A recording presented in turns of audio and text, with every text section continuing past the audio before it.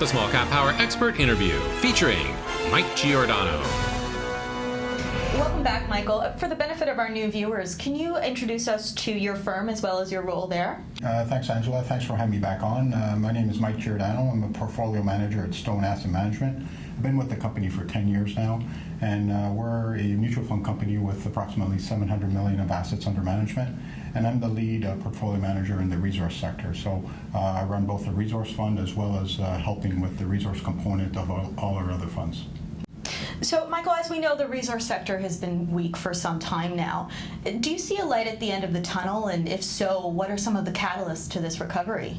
Well, short term, I do see a few more challenges given we're in the middle of a deflationary cycle for the resource sector. However, long term, I do think things will get better. The low resource prices will ultimately lead to lower commodity prices as well as less production. That in and of itself will lead to less supply, and demand will continue to do well with the global economies recovering, and that will ultimately result in higher prices. As well, I do see mergers and acquisitions being a key catalyst to move the sector higher.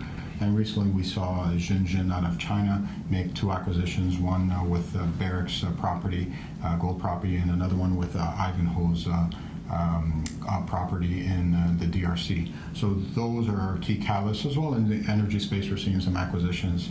Crescent Point just recently making an acquisition of Legacy Oil. So that shows that there's deep value in some of the resource plays out there, and companies with deep pockets are certainly stepping in. So that, coupled with an improving overall global economy, should bode well for commodities in the long term. So given the fact that the U.S. Federal Reserve is expected to raise interest rates sometime in 2015, what effect do you think this will have on commodity prices?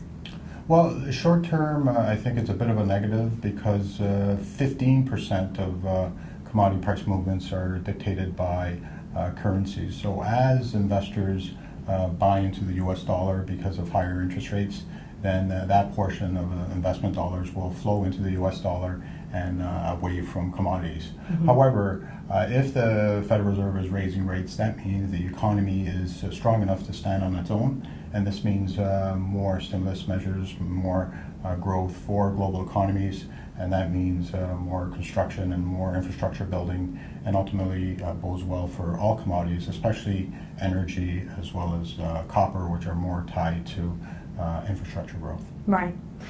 What's your outlook for the oil and gas sector in 2015? The oil and gas sector has been quite volatile, obviously, but I think short term we see a bit of weakness, probably into the mid-50 level from current 57.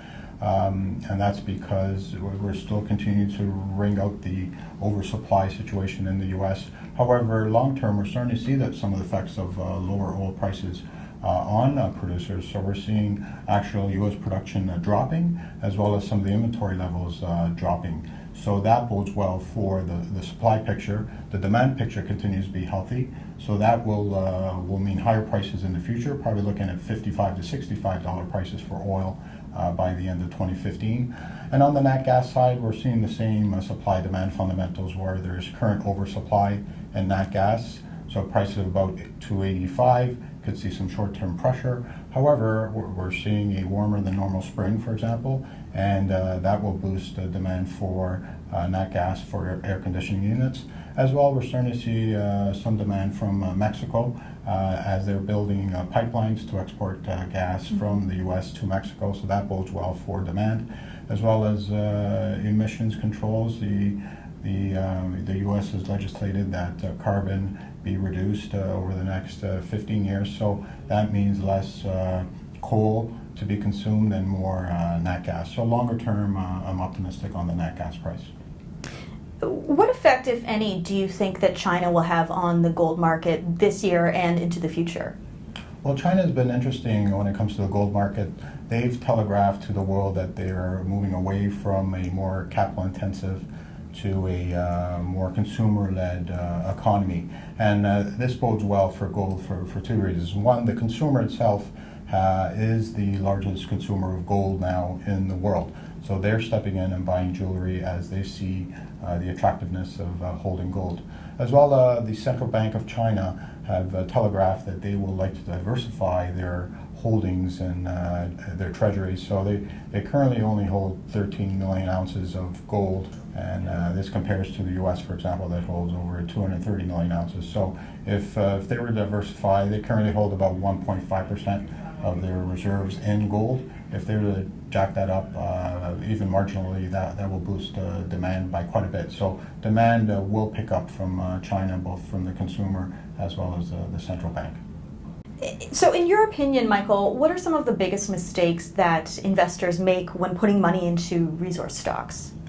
Well, I think one of the key things that I see, and it's frustrating for me, is that investors want the grand slam home run of a stock pick, and when I tell them to expect returns of 8 to 15%, they sort of become uninterested, and so that's you really have to be patient with the resource game.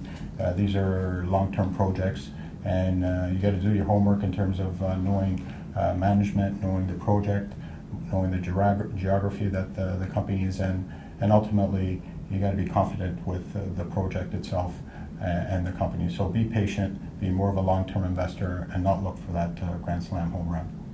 Can you tell us what stocks you like at this time and why? Well, I currently like several stocks in the junior to mid-cap space. The first one is Torque Oil and Gas, TOG. They're a Southeast Saskatchewan as well as West Central Alberta oil and gas producer. The Southeast Saskatchewan is their stable Bakken production, which provides steady cash flow. And the West Central Alberta is both Cardium, which is steady cash, as well as some potential growth in the Monarch. So these are long life assets with a lot of oil in place. TOG has recently made an acquisition of some of the Surge assets, so they're good acquirers, and they have the Canada Pension Plan as a backer anytime they want to do a deal. So CPP is a current 25% shareholder.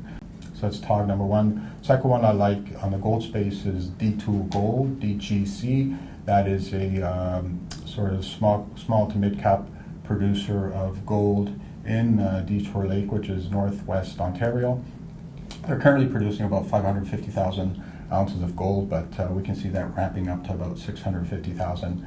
They're a low-cost operator insofar as the average cost is about $7.50 an ounce, and all in, including exploration and whatnot, looking at about $1,000 an ounce. So it continues to spit out excellent cash flows. I think this would be an attractive acquisition for a company that doesn't have Canadian exposure and wants to get into Canadian gold space. Excellent political jurisdiction. They own their infrastructure and excellent management team as well. So that's Detour Gold. And one of the other ones, I'll throw another oil and gas name in there, is Spartan Energy, SPE, also a Southeast Saskatchewan oil and gas producer.